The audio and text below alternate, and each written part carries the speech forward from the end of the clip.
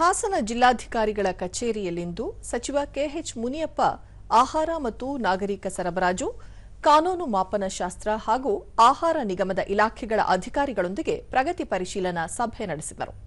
ಈ ವೇಳೆ ಜಿಲ್ಲಾಧಿಕಾರಿ ಕೆಎಸ್ ಲತಾಕುಮಾರಿ, ಜಿಲ್ಲಾ ಪಂಚಾಯಿತಿ ಮುಖ್ಯ ಕಾರ್ಯನಿರ್ವಹಣಾಧಿಕಾರಿ ಬಿಆರ್ ಪೂರ್ಣಿಮಾ, ಜಿಲ್ಲಾ ಪೊಲೀಸ್ ವರಿಷ್ಠಾಧಿಕಾರಿ ಶುಭನ್ವಿತಾ ಸೇರಿದಂತೆ ಅಧಿಕಾರಿಗಳು ಉಪಸ್ಥಿತರಿದ್ದರು. ಸಭೆಯಲ್ಲಿ ಕೆಎಚ್ ಮುನಿಯಪ್ಪ 75 ವರ್ಷ ಮೇಲ್ಪಟ್ಟ ಒಂಟಿ ಹಿರಿಯ ನಾಗರಿಕರಿಗೆ ಅನ್ನ ಸುವಿಧಾ ಯೋಜನೆಯಡಿ ನ್ಯಾಯಬೆಲೆ ಅಂಗಡಿಯವರು ಮನೆ ಬಾಗಿಲಿಗೆ ಪಡಿತರ ವಿತರಣೆ ಮಾಡಬೇಕು ಎಂದು ಸೂಚಿಸಿದರು. ಬಿಪಿಎಲ್ ಕಾರ್ಡ್ ಪರಿಷ್ಕರಣೆ ವೇಳೆ ಮನೆ ಸಾಲ, ಬೈಕ್ ಸಾಲಕ್ಕಾಗಿ ಆದಾಯ ತೆರಿಗೆ ಪಾವತಿಸಿರುವವರಿಗೆ ವಿನಾಯಿತಿ ನೀಡಬೇಕು. ದೀರ್ಘಕಾಲದಿಂದ ತೆರಿಗೆ ಪಾವತಿ ಮಾಡುತ್ತಿರುವವರ ಕಾರ್ಡ್ಗಳನ್ನು ಎಪಿಎಲ್ ಕಾರ್ಡ್ಗಳನ್ನಾಗಿ ಪರಿವರ್ತಿಸಬೇಕು ಎಂದು ಆದೇಶಿಸಿದರು. ದೇಶದ ವಿವಿಧ ರಾಜ್ಯ ಹಾಗೂ ವಿದೇಶಗಳಿಂದ ರಾಗಿಗೆ ಹೆಚ್ಚಿನ ಬೇಡಿಕೆ ಬರುತ್ತಿದೆ.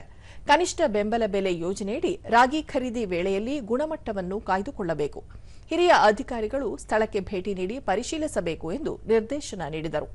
ಸರ್ಕಾರದಿಂದ ಇಂದಿರಾ ಕಿಟ್ ನೀಡುವ ಯೋಜನೆ ಈ ತಿಂಗಳ ಅಂತ್ಯ ಅಥವಾ ಮಾರ್ಚ್ ತಿಂಗಳ ಮೊದಲ ವಾರದಲ್ಲಿ ಆರಂಭವಾಗಲಿದೆ. ಕಿಟ್ನಲ್ಲಿ ಬೇಳೆ, ಸಕ್ಕರೆ, ಅಡುಗೆ ಎಣ್ಣೆ, ಉಪ್ಪು ನೀಡಲಾಗುವುದು ಎಂದು ತಿಳಿಸಿದರು.